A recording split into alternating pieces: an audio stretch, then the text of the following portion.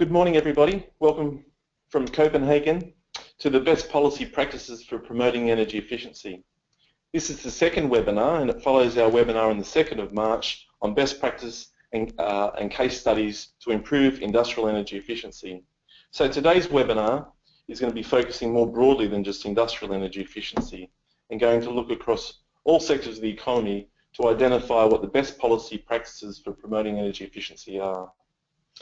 This webinar is being delivered jointly by the Copenhagen Centre on Energy Efficiency and the United Nations Economic Commission for Europe, and is also supported by the Sustainable Energy for All initiative.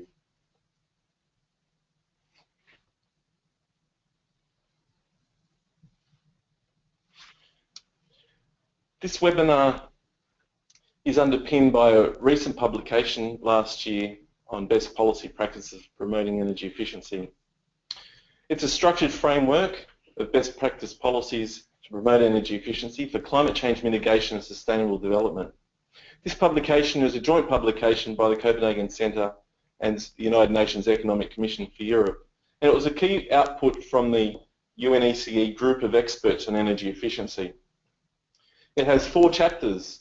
The first chapter is on the investment imperative for energy efficiency, the second on identifying best practice policy options in energy efficiency, the third chapter on best practices in energy efficiency, high impact policies and measures, and finally the 4th chapter is on implementing the menu, developing policy implementation capability. Now this is a free publication. You can download it from the Copenhagen Centre website there or the UNECE website. The versions are in English, French and Russian, and at the end of the presentation I'll also give you an email address in case you're interested in getting one of the hard copies of this publication. The 3 speakers today, myself, I'm Tim Farrell. I'm a Senior Advisor at the Copenhagen Centre on Energy Efficiency. The second speaker is Oleg Dzioubinski. He's the Energy Efficiency Program Manager in the Sustainable Energy Division of the United Nations Economic Commission for Europe. And Oleg and I have worked very closely on the group of experts in energy efficiency, myself as Chair and Oleg providing the Secretariat function. And then our third speaker is Robert Tromop. He's an independent consultant and previously was working at the International Energy Agency. So you can hear from all 3 speakers, and I'll cover off the key attributes and the structure of the framework, followed by Oleg, who will cover off some of the examples of energy efficiency. And these are some of the examples identified in the report of examples of best practices in energy efficiency policies from all around the world. And these policies, as you'll see, were drawn from respected and objective policy evaluations and databases. And the third part is really pulling this together and saying, well, okay, we've got these examples of energy efficiency, we've got this framework of energy efficiency. How do we then apply it to being best practices on energy efficiency? If you're going to implement these policies, how do you actually get them working in your marketplace? How do you change people's behaviour? So Robert Tromop will cover off this. And then we'll take some questions and answers. So I encourage you, if you've got any questions going through the presentation, there's a questions tab on the dashboard there, so you can put your questions as the webinar progresses, and we'll try and take some of those questions at the end. So part 1, key attributes and structured framework. Some of the key attributes that we identified in this best practice policies is thinking about these policies in relation, do they give significant outcomes? Are they quantifiable? Do they demonstrate benefits in energy reductions? Does it deliver significant multiple benefits across the economy, such as health benefits, financial benefits, a whole range of other benefits? Second, are these policies complementary? Do they fit within the national, regional, and international effort for ease of implementation? Do they support the other suite of policies being implemented by national governments? And also, do they politically align? Do they have governance and accountability attributes that help ensure these policies are actually going to work and persist in multi-layers of government framework? There's no point having policies in place if they're thrown out with the next government. So we want some level of consistency, some clarity to make sure that these policies are going to be aligned in the marketplace. And also marketability and market impact. We want to make sure that they actually work, and as I mentioned, Robert's going to be covering off this quite deeply and going probably a little bit beyond the publication and making sure that we hear about how do we get these to work in the marketplace, because if they don't work, they're not going to be successful. So why have we identified these policies as best practices? They've been through ongoing policy reviews. They've been in place for a number of years, so they've gone through some level of improvement cycles over time. They've been recognised in international reviews, and they've survived over time. They've been a survival of the fittest, and they've got a good track record. So that's some of the criteria that we use to identify whether we wanted to include these examples of best practice policies in this publication. This figure summarises the report's findings. This diagram shows that you need an enabling framework of governance and finance policies underpinning all of the energy efficiency policies. And this is a key challenge in many governments. Governments need to commit to sound governance. They have improved data. They have to have enabling environments so that investment can come in and support these energy efficiency policies. Not only do we need strong governance and finance policies to underpin this framework of energy efficiency, we also need to have utilities on side as well. There's no point in having utility policies that are not complementary to energy efficiency policies and are undoing all the good work that we're trying to do.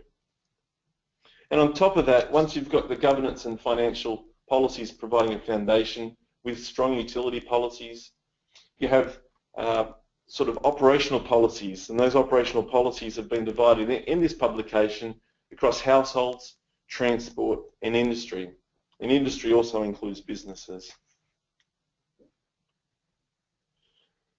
So just going to a bit of an example before I pass to Oleg to talk about the examples of best practices and some tangible examples from each of these criteria. I wanted to show some of the examples of foundation of governance and finance policies.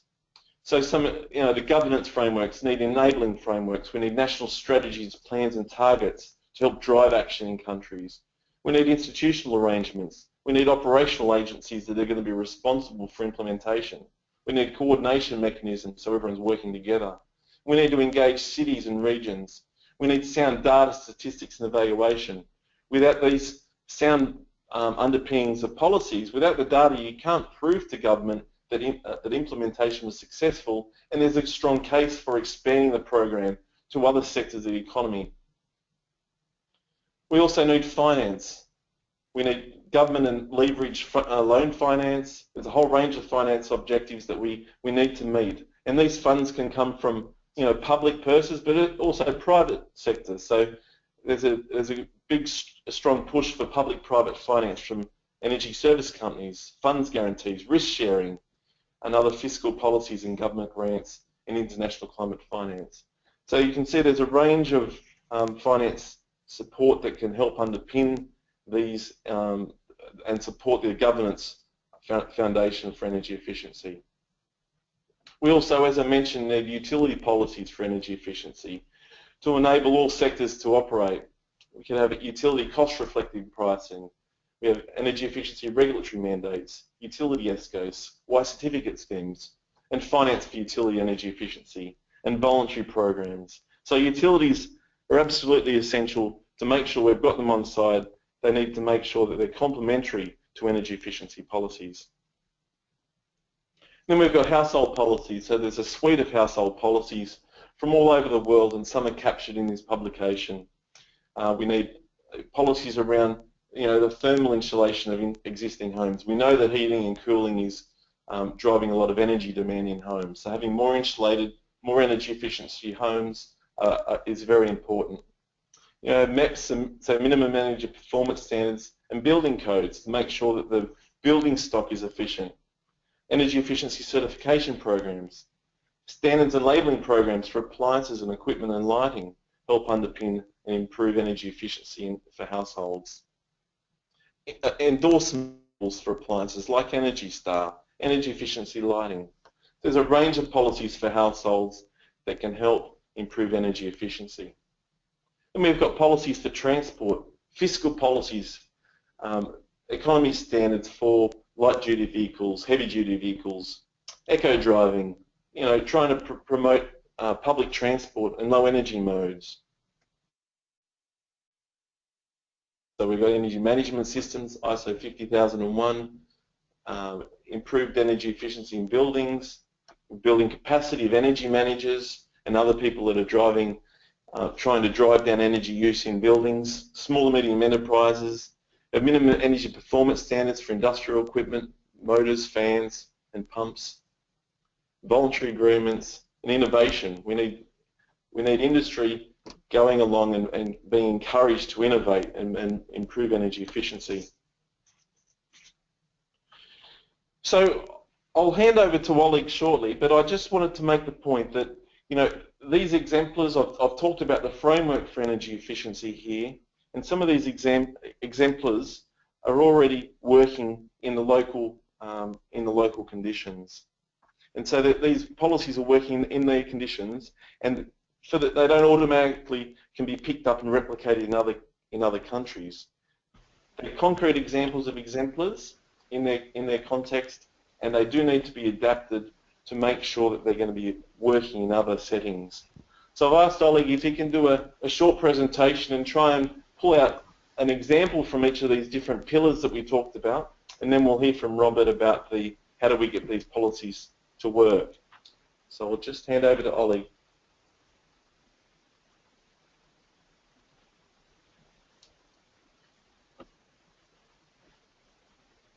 Thank you, Tim. Thank you.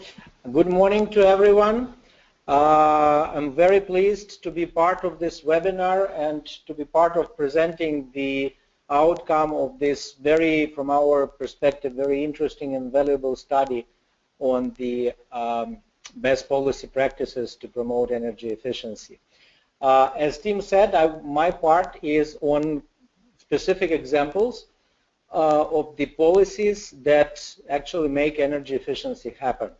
And the first slide that you see is a snapshot from the publication. That's what you find in the study when you open the part on the exemplars of best policy practices. I think for the presentation, it's not an easy one, but I wanted to put it on just to show you that what Tim talked about, that's how it is presented in the publication. There are concrete, specific examples of what worked. I would also like to mention why this publication is different from so many others, from the databases that have many more examples of policies and measures and practices and so on. The main difference from our point of view is that the examples that we have in this publication are tried and tested. They have been proven to work, at least in the particular conditions that are mentioned there. There are also specific links that the reader could go to and check and get more information on what worked, how, and why.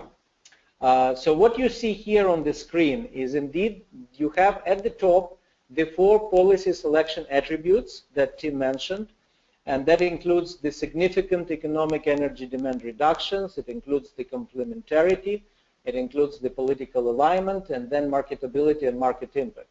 Then under those columns you have actually a little bit more elaboration on why this is so for this particular sector and for this particular area of policy. So the example we have here is on the household energy efficiency, and more specifically on the existing home insulation, on refurbishment, weatherization, and so on. The examples on the screen are from the Netherlands, New Zealand, and from the Protocol on Energy Efficiency and related environmental aspects of the Energy Charter.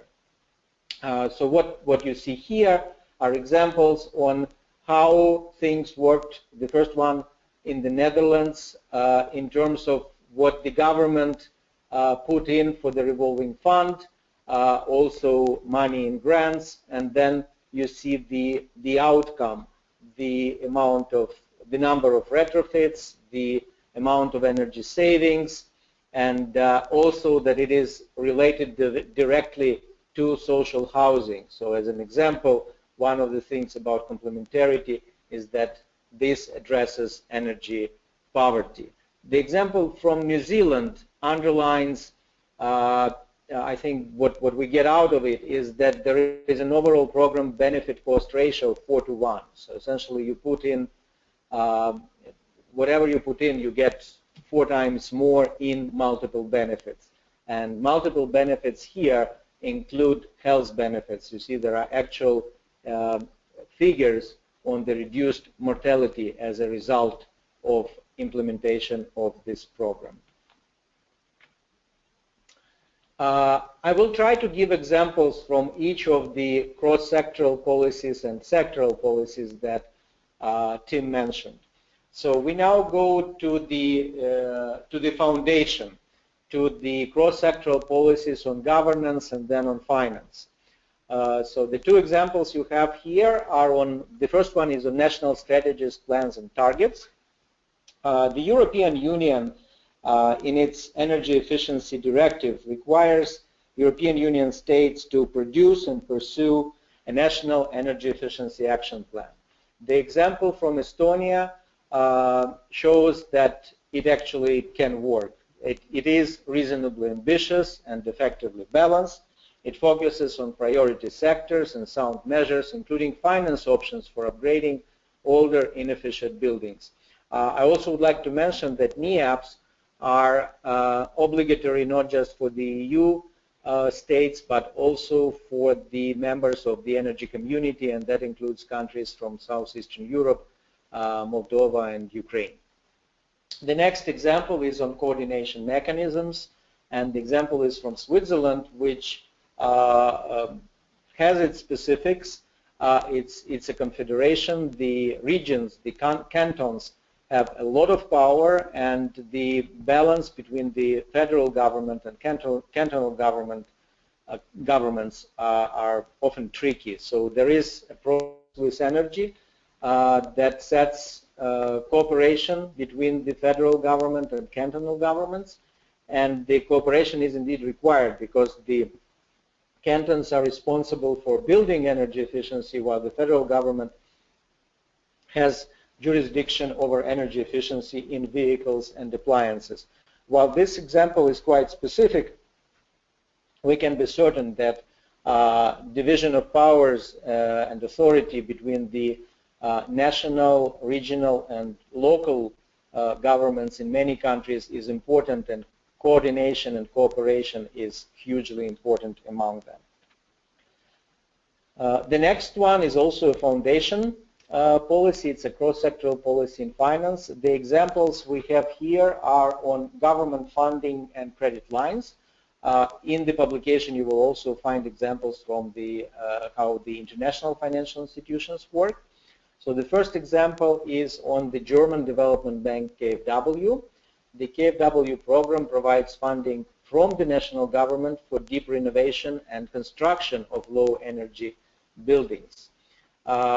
This involves long-term, low-interest loans to the owners and investors, and it's supported with professional and independent energy advice. And it brings about the amount of it is about 2 billion euros per year. The next example is from another part of the world, from Thailand, Energy Efficiency Revolving Fund that started in 2002 and provided public funded credit lines in several phases of between 2.5 million to 11 million US dollars to the local banks at 0 interest rates. And the banks, the commercial banks, actually, once the program grew, the banks increasingly co-funded the loans. So you see the impetus from the government allowed the private sector, the commercial sector, to get involved, get interested, and put in a significant amount of money in addition to the government funds in this revolving fund. The initial allocation, $60 million. By 2011, the total leveraging was more than 500 million from just over 200 million US dollars in the energy efficiency investments. We now move to the next level in that diagram that Tim showed, to the utilities.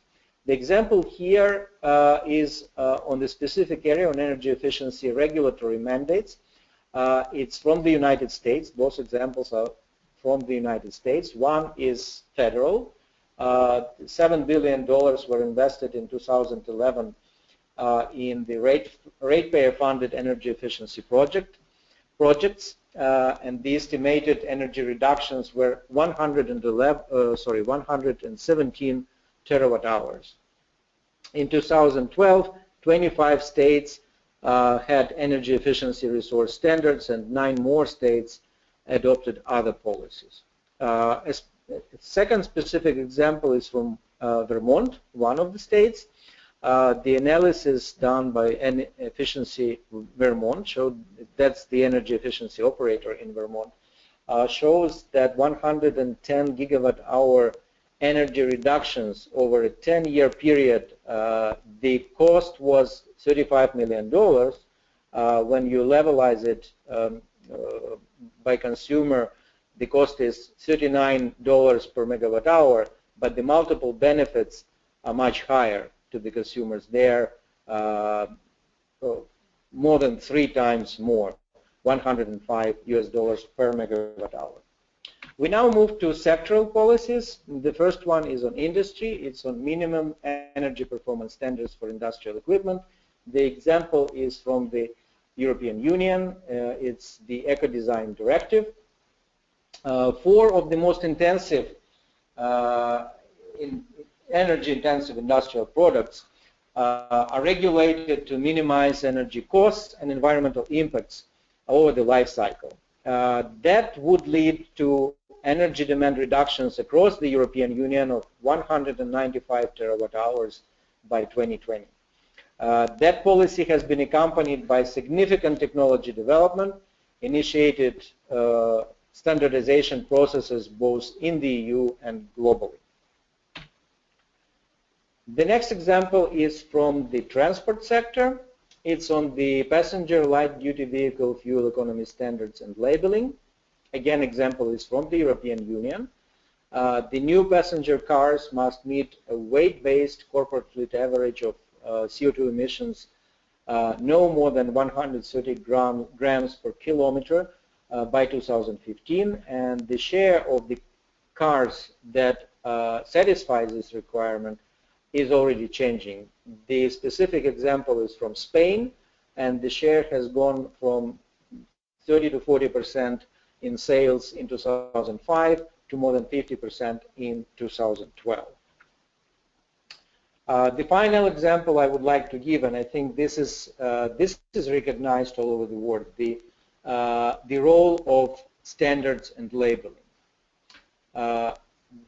You see here that since 1970s, energy efficiency standards and labeling from 80, they exist in more than 80 countries, more than 50 different types of appliances and equipment, and standards and labeling are the cornerstone of many, if not most, national energy efficiency programs. They save the studies show that they save 10% to 25% of energy consumption nationally and or sectorally. Again, huge benefit cost ratio, 3 to 1. Benefits outweigh the additional costs by at least 3 to 1. Also an important thing, this is important for private sector, there is little long-term impact on appliance price trends, which essentially means that you don't only save on energy consumption, but you don't really spend more on buying the new equipment. Then the programs have been very successful in fostering innovation, in expanding existing markets, and opening up new market opportunities. Speaking again of the multiple benefits, this is an example on employment. 800,000 direct jobs created by these programs in the European Union, 340,000 jobs in the United States.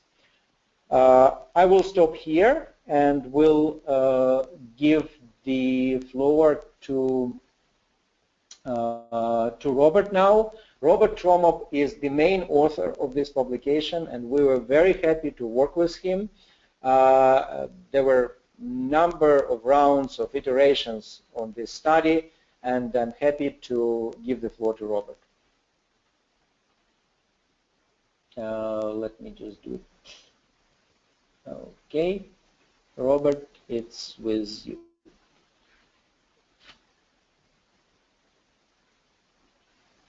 Thank you, Oleg. I'm just setting up my screen here and changing presenter.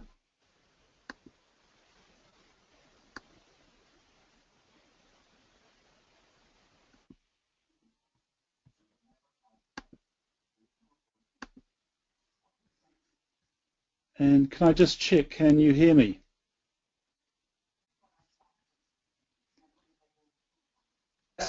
Yes, Robert. Okay, we're all go. Thank you.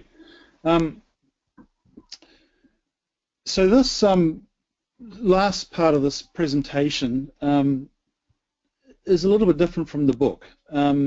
Last year at a UN International Conference on Energy for Sustainable Development, we ran a 2-hour workshop on how you actually implement some of these policies. It's one thing to tell you about these policies, it's one thing to tell countries where they can find information, but actually applying them is a challenging role for many countries, particularly emerging and developing countries that may not have a full set of capacities on board to do this. And so we put a bit of effort into saying, well, how do you actually apply these best practice energy efficiency policies? And I'm trying to compress about 2 hours of workshop into about 20 minutes of slides and talking, but I think you will get the message. We often find that policies don't deliver as much as we expected. Why do policies fail? And a lot of that is to do about the degree to which we've really understood the market characteristics, the supply chains, the demands of consumers before we put the policies in place. Successful policies, their characteristics are that they seriously engage with marketplaces, they motivate consumers, they motivate suppliers to engage with energy efficiency. So marketing strategy is a crucial role in developing policies in any country. I think it's worth mentioning here that all the policies you see in this report have all worked very well in a particular country and have often worked in multiple countries. But any country adopting any of these has to shape them to work for their own culture, their own political systems, their own commercial systems. And so there's always a degree of fine-tuning, there's always a degree of adaptation that has to happen here. One of the other challenges is that it's important to have a very clear understanding of the outcomes that are desired. What actually we're trying to change with these energy efficiency policies. It's usually not just about saving energy. It's about improving health, improving productivity, improving transport and mobility. And often we underestimate the scale that we need to put in place to achieve this change. I think it's useful to remember at the end of the day, everything we do here is really trying to improve human welfare as a whole. We're interested in healthier homes, we're interested in better productivity. It's not just about reducing energy demand. So we've got a rich set of things that we're trying to deliver from this. I'd like to introduce a little picture that I think summarizes some of this. We have a number of issues. We're all aware that there are a number of technical opportunities from more energy efficient appliances, homes and equipment. And the big question is, well, how do we realize that potential? The big challenge, the core issue is that our markets don't really value the improved outcomes from these new technologies. And if they did, they would be motivated to sell them and to adopt them. And so we've got to overcome this core challenge. We do this by using commercial marketing strategies and techniques and some quite pragmatic approaches. And so we bring together the technical opportunities, the challenge about needing to develop an improved sense of value of the outcomes, and commercial techniques in an integrated approach, and produce an integrated policy market strategy with a clear sense of what we want to achieve from this. And remember, I said before, we're after something bigger than just saving energy most of the time. The next couple of slides are really responding to what Tim and Oleg pointed out about the baseline policies, your government commitments to developing energy efficiency and the financial policies. How do you get energy efficiency policy to align with your country's needs? How do you get a minister to say, I want you to develop these energy efficiency policies because I understand what they will do for our country? And it really comes down to working, what are your country's socio-economic priorities? If your country is struggling with mobility, with getting people to work every day, then energy efficiency has a big role to play in helping people get to, helping families live better, reduce their commute times, and get to work for less money. And that's really one of the key things that we try to do in any country, is to say, well, what's really driving your government right now? What are the challenges, and how does energy efficiency help you meet those challenges? Okay, I'll keep moving to the next slide. The second thing is that in countries that succeed with energy efficiency policies, they've usually gone through a process of developing a strong energy efficiency strategy. Oleg talked briefly about Estonia's National Energy Efficiency Action Plan, and it's a good little example. But these strategies have in common a number of attributes that, again, help us shape policies well and get the right policies happening and get them well supported. Again, they're responding to national priorities.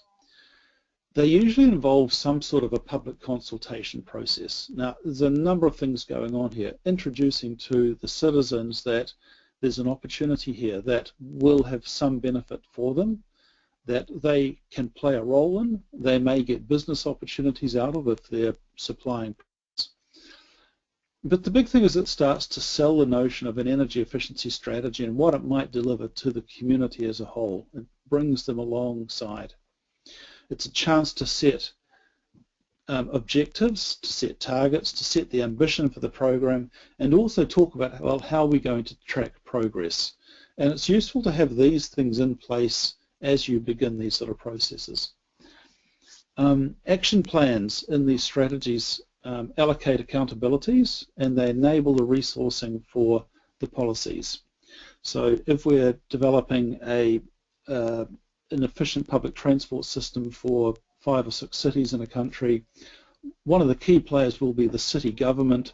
It'll be the regional local authorities, but central government will have to work, the Ministry of Transport will have to work with them. So we get 3 levels of government that are going to have to each have their own accountabilities, their own tasks, and are going to have to contribute resources to making this happen. And so getting accountabilities in place is one of the key outputs of a strategy. Strategies change, everything changes, and these really should be reviewed regularly.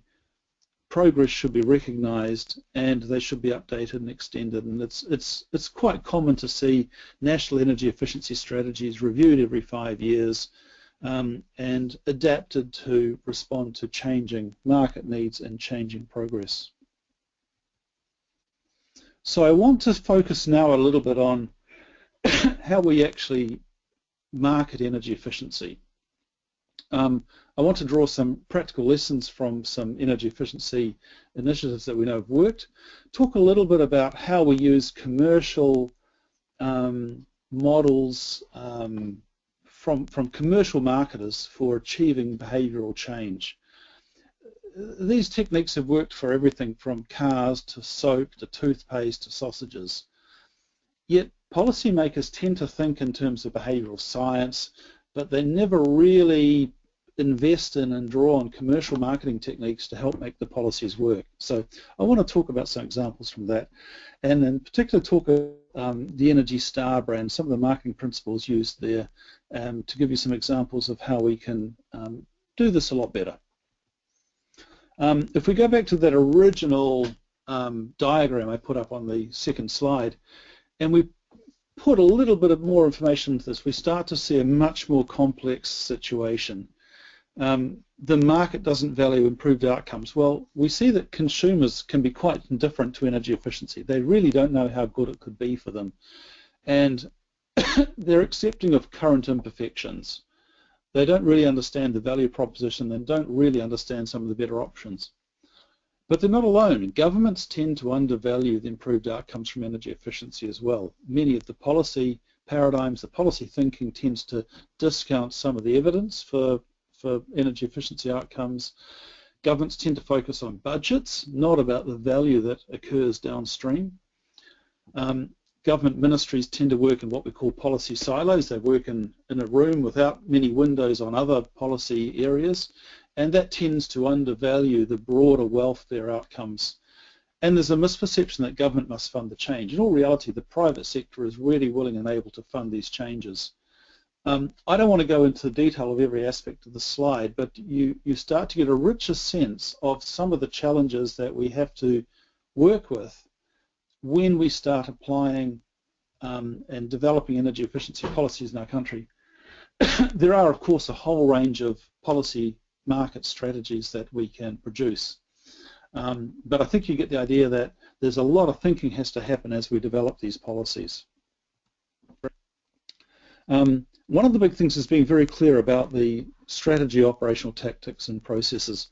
Policies are often perceived as a complete solution. So we often hear of a country saying, well, we have an energy efficiency labelling project, and we've dealt with that. So there are labels on air conditioners and refrigerators, and so consumers are doing the right thing now. Well, how do we know that? How do we know that they understand what the label means for them? They can probably work out it means that they're going to save some kilowatt hours and save some costs, but do they really understand what that improved refrigerator means for them in terms of the performance, the contribution to the household function and things like that? And so we tend to often put a policy in place and think, well, there you go, the policy's in place, it's done. We need to do quite a bit of work around communicating with consumers so they understand why this is important for them and what this means for them. The policies are elements in a market transformation process. Marketing is a critical complement to the policies. So policy tools work within a strategy to develop a market, and that transformation process is designed to get a particular outcome. We're after a change in how households and businesses use energy and the value they derive from it. We're not just after getting a regulation in place or 50,000 brochures developed or delivered. There's a bigger social and economic outcome that's the end game here. Some of the techniques that we use to affect this change. One of the first things is accurate consumer research. We need to understand what product is supplied, why it's supplied, why is the current value chain in a country providing this sort of project, why are consumers buying it, what sort of values shape consumers' behaviours, what's going on when a consumer sees 5 refrigerators and buys a particular one.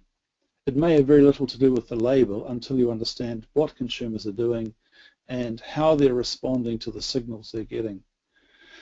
In all reality, they probably want to buy a refrigerator that their grandmother was familiar with because that would feel safe to them. It would feel traditional and reliable.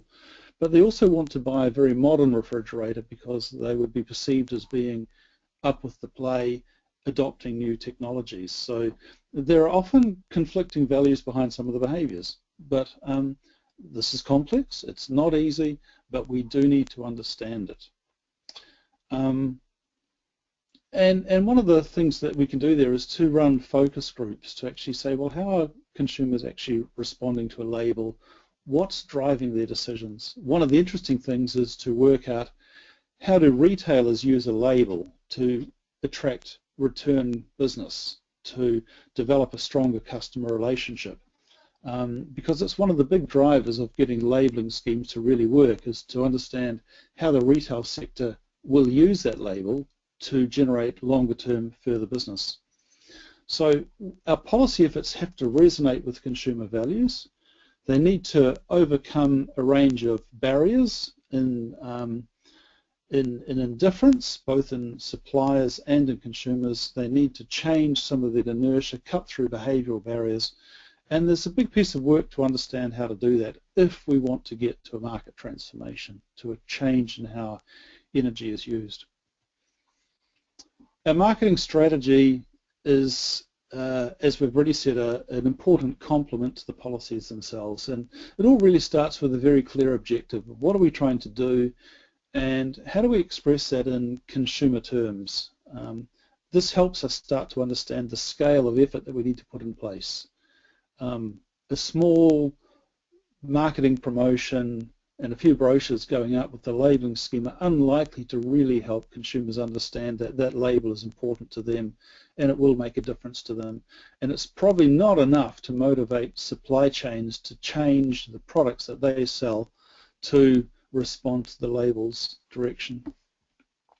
We need to understand the degree of effort that's required to effect the change. It's typically bigger than we think.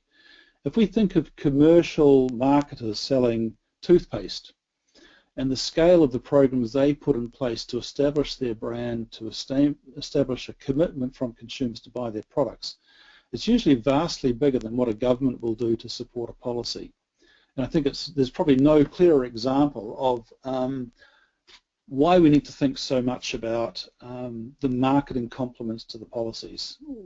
Governments just tend to underestimate what's involved in getting consumers to understand why this is important.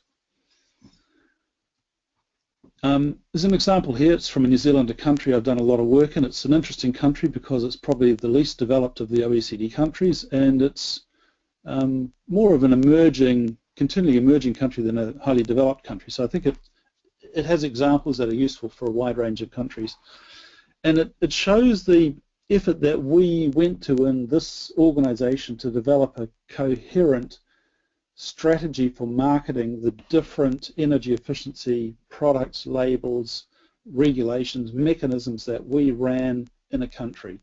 And they're all part of an integrated brand management system, an integrated marketing strategy. And so I think you get some insight here of some of the different labels that we were operating, some of the different programs. The warm-up New Zealand Heat Smart program is the home insulation program with the high health benefits. Right Light is a lighting efficiency program. We ran awards programs for businesses and consumers that are making good progress. But you see this all coming together in an integrated marketing strategy.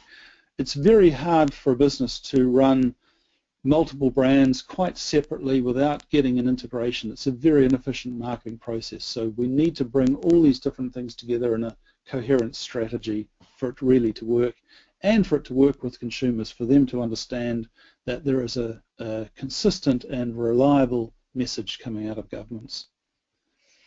I want to talk a little bit about Energy Star. It's a global process. It's a global brand, and some of you will probably come from countries where Energy Star products are available. It's interesting that these products are available. They're labelled ex-factory, and they're countries that don't have Energy Star programs. So you're actually being given a policy almost for free that is waiting for you to do something with it. And it's very interesting. A lot of policies tend to start with the regulatory programs, labelling programs, and tend to then develop a endorsement label. And I actually wonder if some countries it might be better off actually starting with an endorsement label if they've got Energy Star products. These are entirely voluntary compliance measures, and they complement mandatory measures, regulations, but these are very powerful because their products are pouring out of factories around the world, and you may already have a lot of them. The stringencies for this product adjust as industry responds, so it's very, very responsive to changes in markets and changes in technology, so it's constantly moving as consumers come alongside and consumers start to adopt a new energy efficient technology. This starts to move with it, so it's very dynamic. There's a very clear, a very strong brand management process underway here, and it encourages others to use the brand with integrity. So while this brand is owned globally by the US EPA, it's effectively through licensing arrangements, other countries are free to use it. They become Energy Star partners, and manufacturers and suppliers are able to use it as well when their products meet the specifications. And so it's very widely used. It has global scale in global markets, and it's one of the few examples of energy efficiency really working at that sort of scale around the world. It's very hard to set up your own energy efficiency brand in any country, but here is something that is ready to use almost. An idea of how effective it can be. In New Zealand, we ended up with 75% awareness of the features of Energy Star products with our consumers. It only took a few years to get there. The consumers were aware of and had a predisposition to upgrading when they saw the Energy Star label. So rather than buying a minimum compliant, minimum energy performance compliant refrigerator or air conditioner, when they saw the label, it was motivating them to buy a higher efficiency product. The sales process still underplays the value of the energy efficiency, but it's getting better all the time. We found that the energy efficiency engagement varies by different product types. Products which have low involvement, refrigerators and air conditioners, are products that you pretty much buy and forget. You sit them in the fridge in your kitchen, your air conditioner goes on the wall and it operates all the time and you don't think too much about it.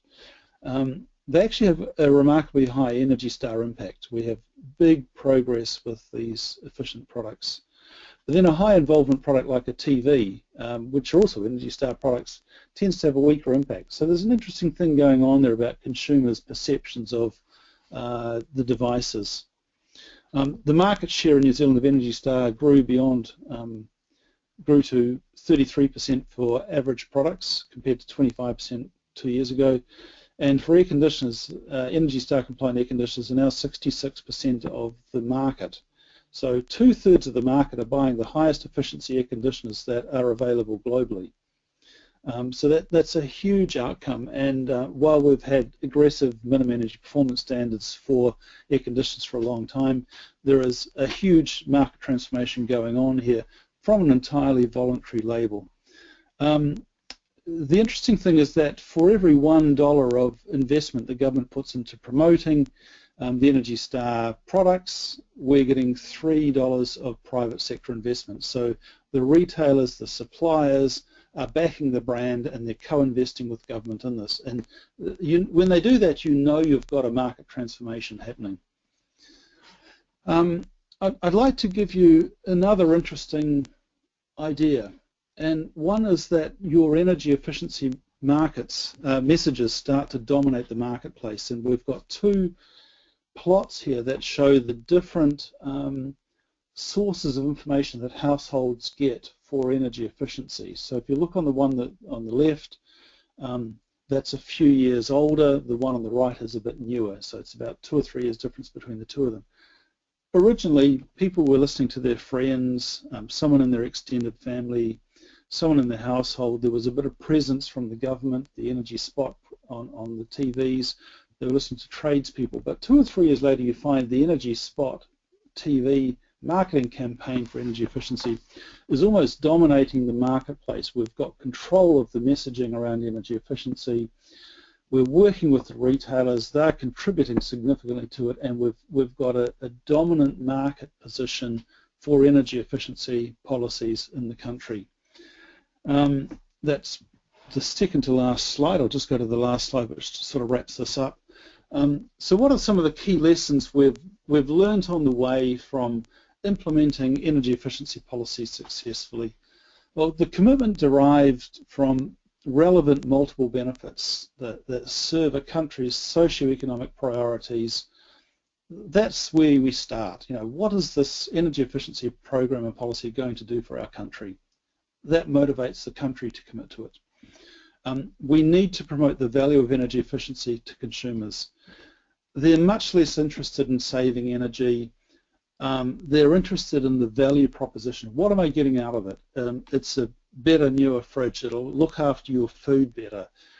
It's a safer fridge. It improves your food safety. These are big drivers for consumers. We need to motivate the development of active energy efficiency supply chains. Efficient products don't just happen by themselves, they happen because suppliers and retailers see an opportunity to develop a market for energy efficiency products. And so our policies have to work with those suppliers to effect that change.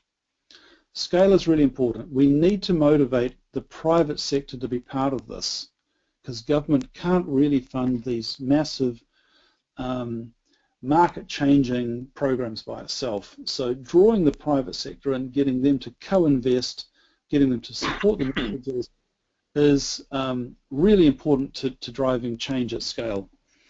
Our marketing campaigns have to be strategic, but they have to repeat single words quite often. They need to be consistent, they need to reinforce each other. It's not really about telling and selling people. You can get a little bit too creative. We've seen ads for energy efficiency that even the producers of the ads say, well, we really don't understand what's going on. So they need to be quite simple, they need to be very credible, and they need to be very real for consumers. We need to be positive and constructive. We need to think, well, I'm a consumer. What would motivate me to buy a high efficiency fridge? Because our messaging should be motivating all consumers as well as ourselves to do something better and different. We need to do modelling, we need to do evaluation, we need to do market research to understand the reality that's actually going on in our marketplaces.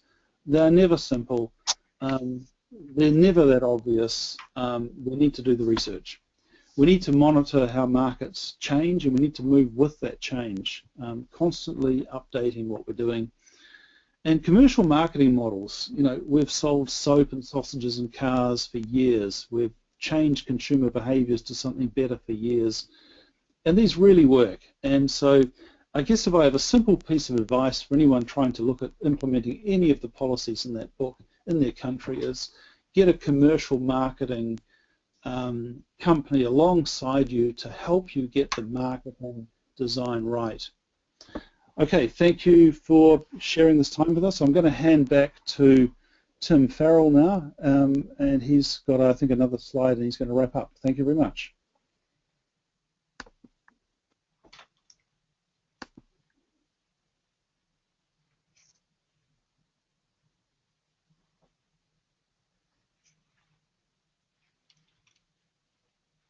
Thank you, Oleg, and thank you, Robert. Very interesting presentation, and we've had a lot of questions and comments coming in. We've got 5 minutes or so to cover as many as we can. As I said, this actual webinar, to answer some of the questions, this webinar and the PDF of the presentation will be available on our website soon after this webinar. There were some questions there about where do I get help with implementation, and there was a chapter dedicated.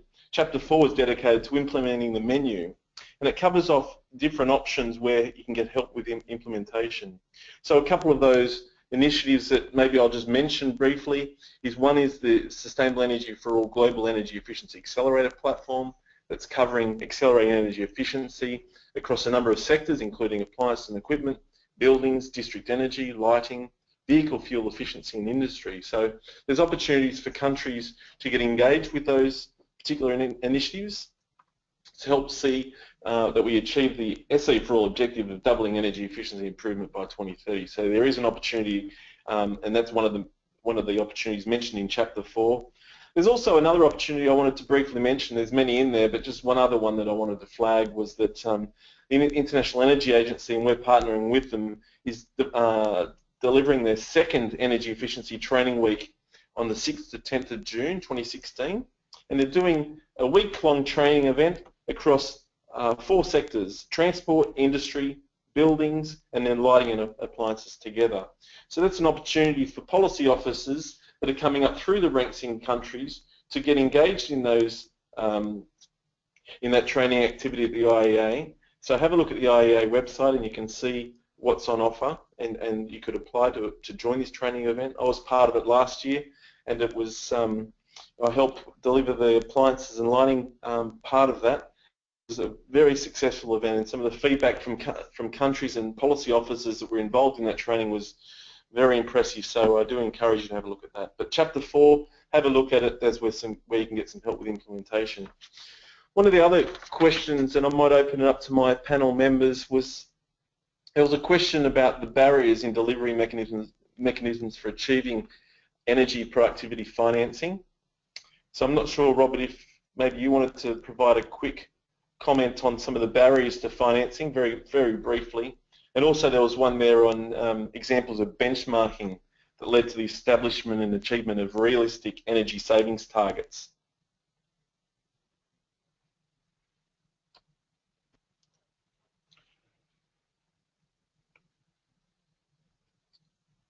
Robert, would you like to make any comment on that? Okay, I've just unmuted my microphone so you can probably hear me talking now. Is that working now, Tim? Yes. Yeah, okay. So there are two related questions here from someone. One is, what are the barriers in delivery mechanisms for achieving energy productivity financing? And the related question, I think, is how do you achieve financing based on energy productivity as opposed to financing based on energy efficiency policies? I think this is a really interesting question, and part of some work I'm working on right now is actually working on some better analytics for energy productivity. It means a lot of different things to different people, but at one level, we're talking about understanding the value add that comes from using energy, not just the potential to save on energy costs or reduce the demand for energy. We're talking really, what's the value add in a business from using energy? So it's a little bit different, and it really prompts us to look at a total factor productivity approach. You know, what's the value from energy efficiency, what's the value from labor efficiency, and also from investment efficiency. So it's a richer question. Now, I'm not sure there's really a difference between financing energy efficiency and financing energy productivity, except the fact that if you're financing energy productivity and you understand the value relationship, you'll understand a much richer stream of value with which to pay back the investment. And I think that's the critical difference here. I don't think any bank would look at financing an energy efficiency policy versus financing an energy productivity policy any different. In fact, banks are much more used to financing initiatives which improve productivity in a business, and really still seem to struggle with financing an initiative which reduces energy consumption. They're much more inclined to finance a productivity improvement than a reduction in energy demand.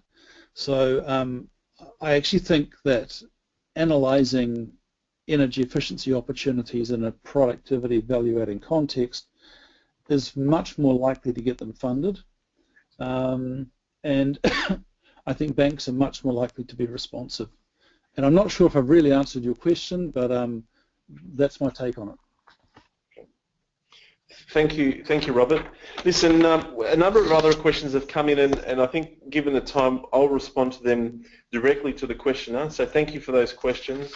There's certainly some questions around, you know, what's the best policy for my country, developing country, and you know, those sort of questions. There's no obvious answer. The question is, what's the biggest problem in your country?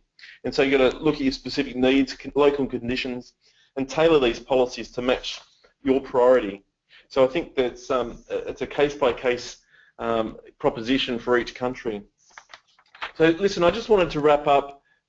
You heard from me about, I summarised the 4 key attributes and structured framework that was used to identify best practice policies, highlighting the importance of the foundation of governance and finance policies and complementary utility policies that underpin the sectoral energy efficiency initiatives. You heard from Oleg about the exemplars of energy efficiency from all around the globe, and there's more examples in the publication.